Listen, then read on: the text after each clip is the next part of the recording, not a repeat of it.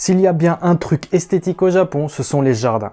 Tout le monde est d'accord, non? Ils sont magnifiques. Avec la mousse, les érables, les ponts, les graviers qui forment des vagues et les magnifiques pins taillés qui rappellent les bonsaïs.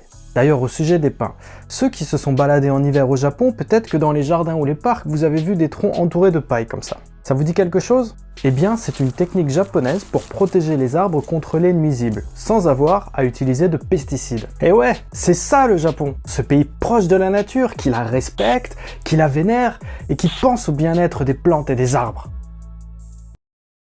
Faut qu'on parle un peu. La première fois que j'ai vu ces rouleaux de paille, moi je croyais que c'était pour protéger les arbres du froid. Bon, on est au Japon quoi, c'est bien le pays qui empêche parfois de s'approcher des cerisiers après les fêtes liées à leur floraison, pour qu'ils puissent se reposer quelque temps après avoir subi les foules en masse. C'est par la suite que j'ai appris que ces rouleaux de paille étaient en fait installés pour lutter contre les nuisibles. Notamment le souci viendrait de larves de pyrale, des chenilles de papillons de nuit qui se nourrissent des feuilles de pin. Ouais, les aiguilles, ils mangent ça. Faut être motivé. Apparemment, les larves adorent, et quand il y en a beaucoup, elles peuvent freiner la croissance de l'arbre, l'abîmer, ou pire, le tuer. Et Dieu sait que le japonais aime son pain. C'est une des superstars des jardins. Le pain, c'est sacré. La France a ça en commun avec le Japon. Je vais vous partager le pain, hein? Et il est beau ce pain. Alors qu'est-ce qui se passe avec ces fameux rouleaux de paille? Quand l'hiver approche, les chenilles de ces papillons nocifs ont l'habitude d'hiverner au chaud sous les tapis de feuilles tombés à l'automne. Et donc c'est là que la technique japonaise des komomaki arrive, avec le même maki que les makis que vous mangez, et komo, c'est la natte de paille.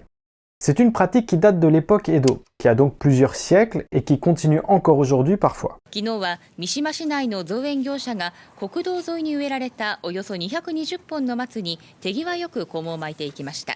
Le principe est simple. Il suffit d'enrouler le tronc de pin avec de la paille pour que quand les chenilles descendent le long de l'arbre pour se mettre sous le feuillage au sol, arrivées au niveau du rouleau, elles constatent qu'il fait chaud, stoppent la descente, puisque les conditions idéales sont réunies, et elles s'emmitouflent dans la natte pour passer un hiver douillet. Puis quand le printemps arrive, on la déroule et on la brûle.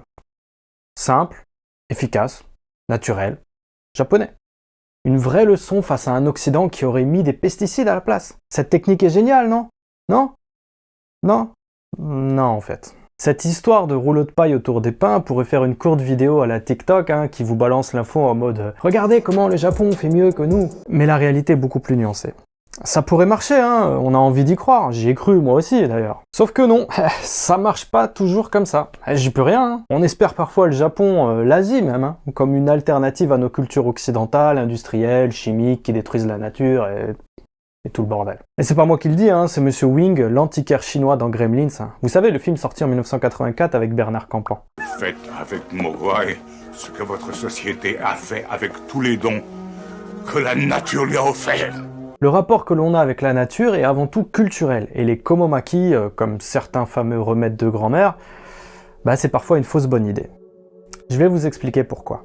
Un jour, l'Institut de technologie d'Himeji a décidé d'inspecter les enveloppes de paille récupérées au printemps sur les 300 pins plantés dans le parc du splendide château de la ville. Tout le monde le connaît, le château d'Himeji, c'est le seul inscrit à l'UNESCO. Entre 2002 et 2007, ils ont étudié le contenu et ont trouvé une ribambelle de bestioles dedans. Tout un petit écosystème. Après analyse, la conclusion est sans appel.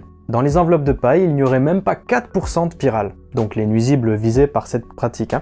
On trouverait beaucoup plus d'araignées et puis surtout une espèce de punaise noire nommée Yani Sashigame. Et c'est con parce que cette punaise en question est un prédateur naturel contre les pyrales. La conclusion était donc claire, les komomaki ne sont pas efficaces contre les pyrales et sont même contre-productifs, en plus d'impacter l'écosystème. Mais même avant les résultats de cette étude, il y a eu quelques voix expliquant préférer laisser les prédateurs naturels faire leur boulot. Par exemple dans le parc du Palais Impérial de Kyoto, ils ne font plus de komomaki depuis les années 80. La pratique continue quand même selon les endroits parce que c'est un rituel et vous savez à quel point les Japonais aiment les rituels. Refaire toujours les mêmes gestes saisonniers, des pratiques ancrées culturellement dans un cycle, etc., etc. Le fameux adage « on a toujours fait comme ça, donc on continue ». Dans ce cas précis, on se rend compte qu'il vaut mieux parfois laisser la nature faire son œuvre sans trop s'y mêler. Après, je peux comprendre que tu as envie de protéger un pin pluricentenaire qui se révèle être un véritable patrimoine naturel, ça c'est normal. Mais dans ces cas plus rares, les Japonais embauchent des jardiniers pour entretenir l'arbre manuellement. Ils vont enlever plein d'aiguilles du pin, le tailler pour qu'il soit joli et rafraîchi, en enlevant au passage à la main tous les nuisibles dangereux dans l'arbre. On les voit parfois installés dans des pins pendant 3 jours, à enlever les aiguilles comme ça à la main. Un travail hyper minutieux. Je précise aussi que quelquefois les komomaki sont utilisés pour couvrir totalement certains types d'arbres qui sont sensibles au froid. Là, comme ce sika. On dirait une momie, mais c'est pour l'aider à passer l'hiver. Selon les arbres, le Japon fait preuve donc de l'omotenashi, l'hospitalité japonaise. Même si au passage ça tue quelques araignées et 2-3 punaises. Donne-moi une tranche de ton pain. J'ai une femme avec moi là-haut. Alors le pain, ça lui fera plaisir. Mais prends le tout alors. Cette histoire est intéressante parce qu'elle permet de se poser une autre question. Qu'en est-il de l'utilisation des pesticides au Japon? Comment se positionne le pays? C'est ce qu'on va aborder dans la prochaine vidéo. Merci de m'avoir regardé jusqu'ici, pensez à vous abonner pour ne rien rater et à très bientôt.